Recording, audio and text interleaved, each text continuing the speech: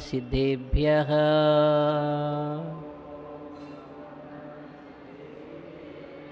ॐ नमः सिद्धेभ्यः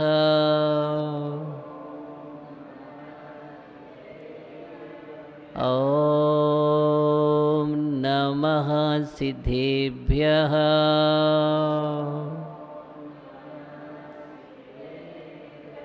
शशति विद्या तपसां पीडायिका समग्रधीरो गृकुलाम्बुरांशुमान् मया सदा पार्श्व जिनः पीडमिते विलीन मिथ्यापतिदृष्टिविभ्रमा विलीन मिथ्यापतिदृष्टिविभ्रमा विलीन मिथ्यापतिदृष्टिविभ्रमः।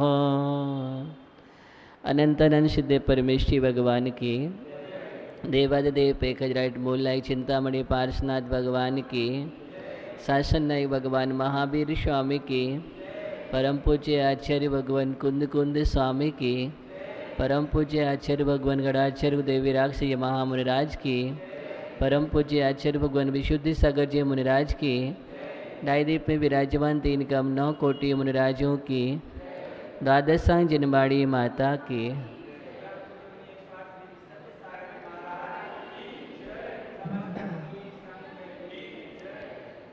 आज हम सभी 16 कर्ण भावना के अंतर्गत शक्तितः त्याग भावना को देखेंगे। अभी तक हमने अपने जीवन में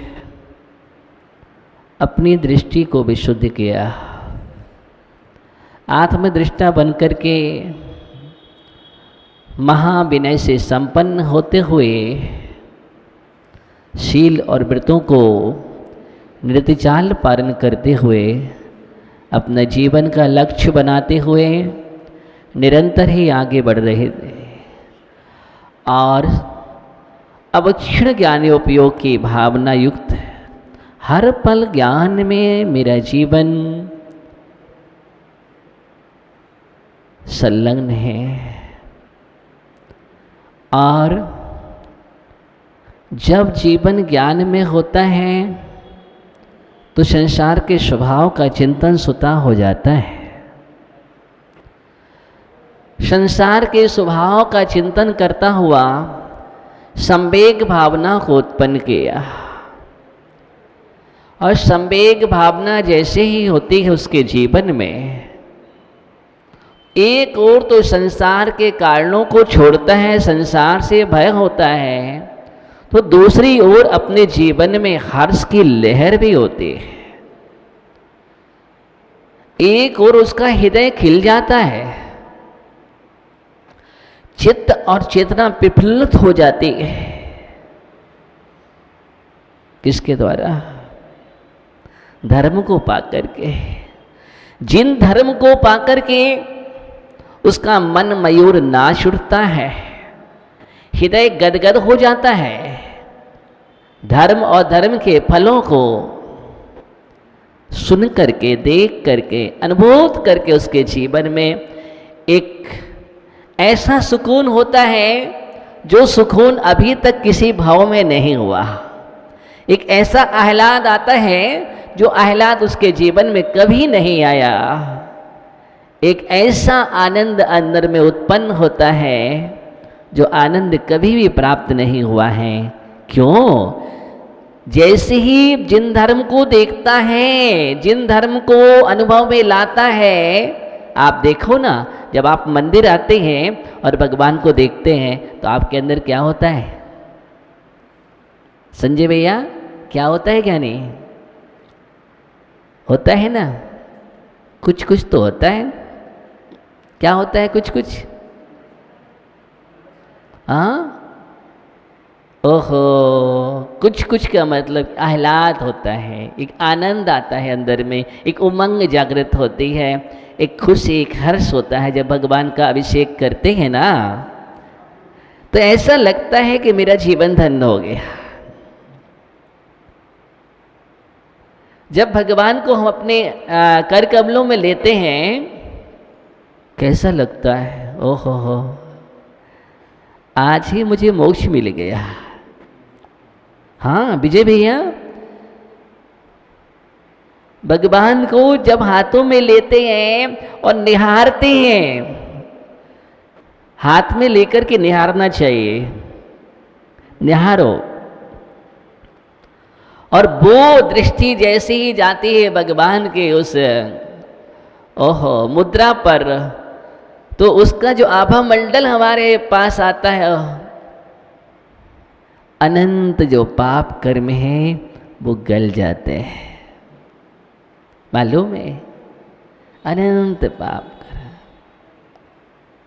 विचार तो करो अपने जीवन में। तो संवेग का मतलब कह रहे थे आचार्य भगवान, धम्मा धम्म फलम वेग हर्षो भाव हुंत संवेगो। धर्म और धर्म के फलों में हर्षित के जो भाव है उसका नाम संवेग है।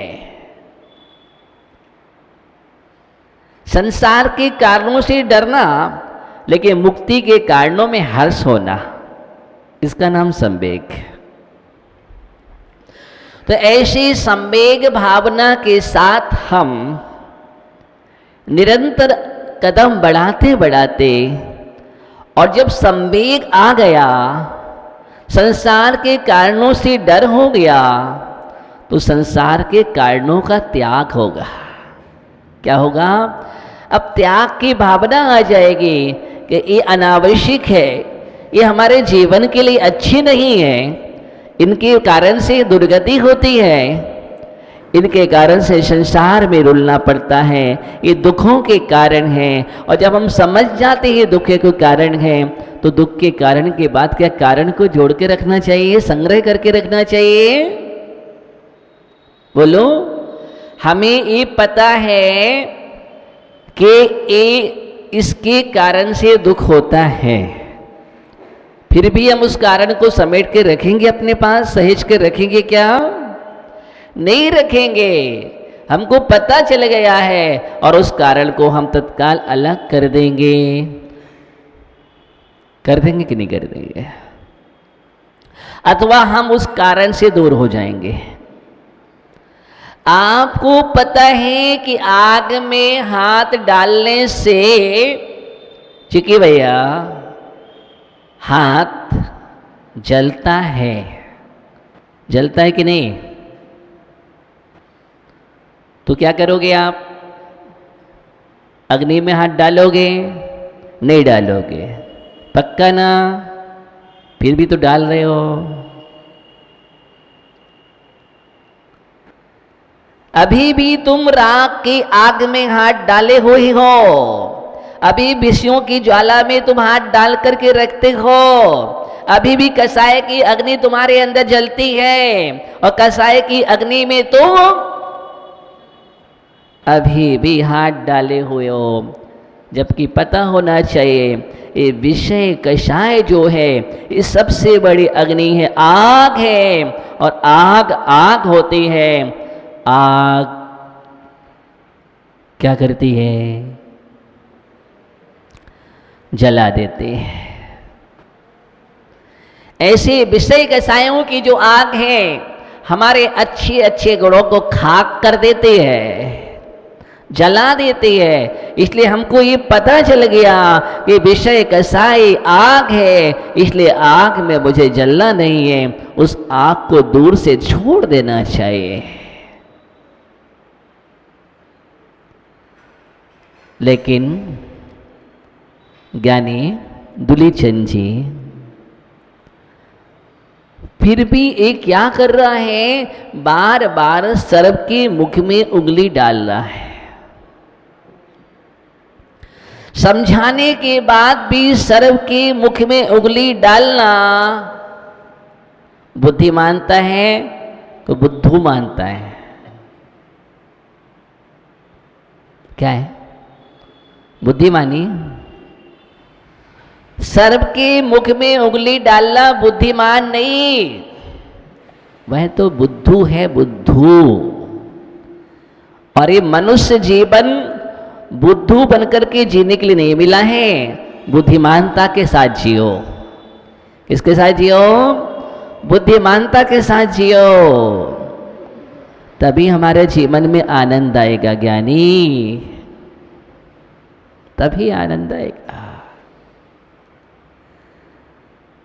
आपकी कहानी जीवन में वही है। मित्र ने समझाया, नहीं माना। मित्र ने समझाया लेकिन नहीं माना। वही दो मित्र जा रहे थे, याद है, चर्चा करते हुए, भूलना मत।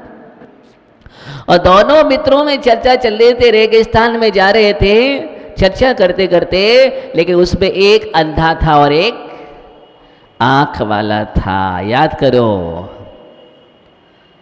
चलते चलते अंधेरा हो जाता है, रात्रि होती है। अंधे व्यक्ति के हाथ में एक डंडी थी, छड़ थी। क्या थी? एक छड़ थी, और वो छड़ के सहारे चल रहा था। रात्रि में दोनों रेगिस्तान में ही शयन करते हैं, और जैसे ही प्रातः काल होने वाला था, नींद खुल जाती है।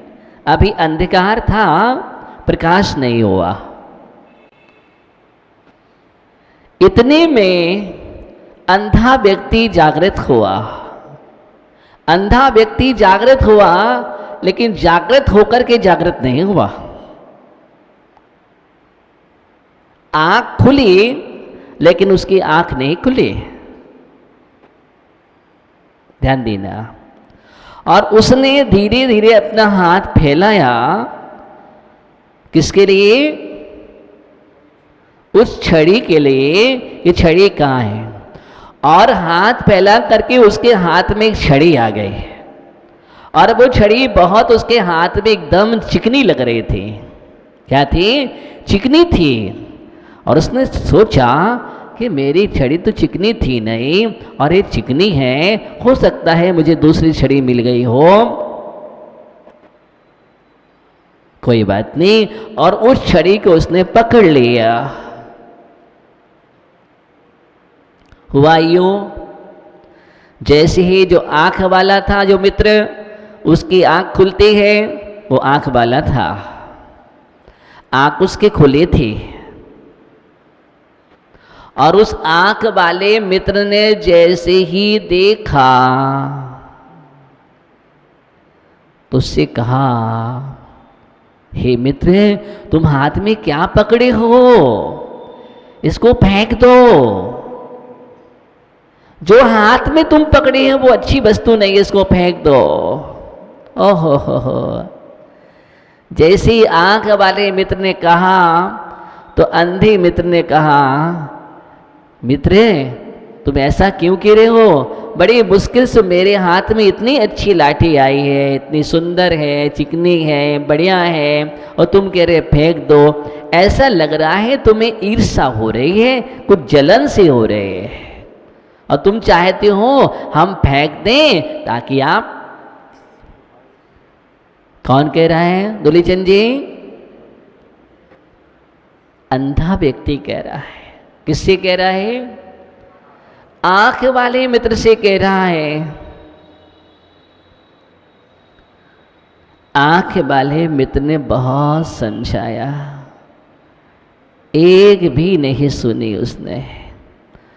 और जैसे ही प्रभात हुआ, सूर्य की किरण अवतरित हुए धरती पर, और उसी समय उसने अपनी अकड़ छोड़ी, और अकड़ छोड़ते ही अंधे मित्र को पकड़ लिया, डस लिया।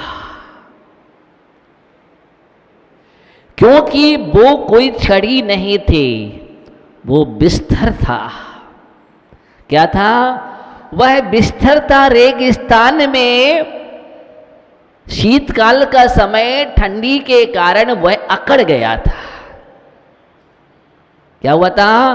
ठंडी के कारण वह अकड़ गया था, तो वो लकड़ी जैसा दिखाई दे रहा था, और उसको दिखाई दे ही कहाँ रहा था, वो तो अंधा था, और उसने उसको पकड़ लिया था, इसलिए उसको चिकनी लग रही थी छड़ी।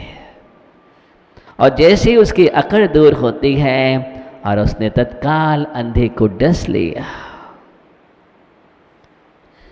वह आंख वाला कुछ दूरी पर ही चला था, और वापिस आकर के देखा तो अंधा व्यक्ति चला गया। आंख वाला सोचता रह गया कि देखो, मित्र को हमने बहुत समझाया लेकिन यही माना। मैंने कहा था ये छड़ी नहीं है, इसको तुम छोड़ दो, ये बिस्तर है, तुम्हारे जीवन की लीला को समाप्त करने वाला है, इसको पकड़ के मत रखो, छोड़ दो छोड़ दो। लेकिन बात नहीं मानी दुलीचंद जी, छोड़ दो, लेकिन तुम भी बात नहीं मान रहे हो। और परिणाम ये हुआ, आंख वाले ने बहुत समझाया मनोज भैया, लेकिन किसी ने एक भी बार नहीं सुनी। परिणाम अंत में क्या होता है, ऐसी छड़ी पकड़ करके मत रखो। ये 5 इंद्रिय के विषय बिस्तर है। क्या है? ये 5 इंद्रियों के विषय बिस्तर है, और ये बिस्तर ही एक छड़ी है, जिस छड़ी को तुम पकड़ करके चल रहे हो, उसके सहारे चल रहे हो। तुम सोचते हो ये कितनी अच्छी है, लेकिन परिणाम क्या होता है, ये तुम्हें डसते हैं। क्या होते हैं? विषय रूपी विष डसते हैं, और डस रही है तुम्हें। और कब से डस रही हैं? तुम सोचते हो भोगों को हम भोग रहे हैं, ये तुम्हारी गलत फहमी है, गलत धारणा है तुम्हारे जीवन में। सबसे बड़ी जीवन की मिस्टेक यही चल रही है कि तुम सोचते हो कि भोग हमें भोग रहे हैं। नहीं, ओहो, भोग तुम्हें भोग रहे हैं, तुम भोगों को नहीं भोग रहे हो। भोग तुम्हें ही भोग डालते हैं, अंत में तुम खोखले हो जाते हो और बचता कुछ नहीं है, धराशायी हो जाते हो। इसलिए इन भोगों में मत उलझो। आसक्तितः त्याग की चर्चा कर रहे हैं। ये भोग त्यागने योग्य है, बिस्तर है। क्या है ये? बिस्तर है, और बिस्तर को पालना अच्छा नहीं है। कभी भी डस सकते हैं, और कभी भी क्या डस ही रहे।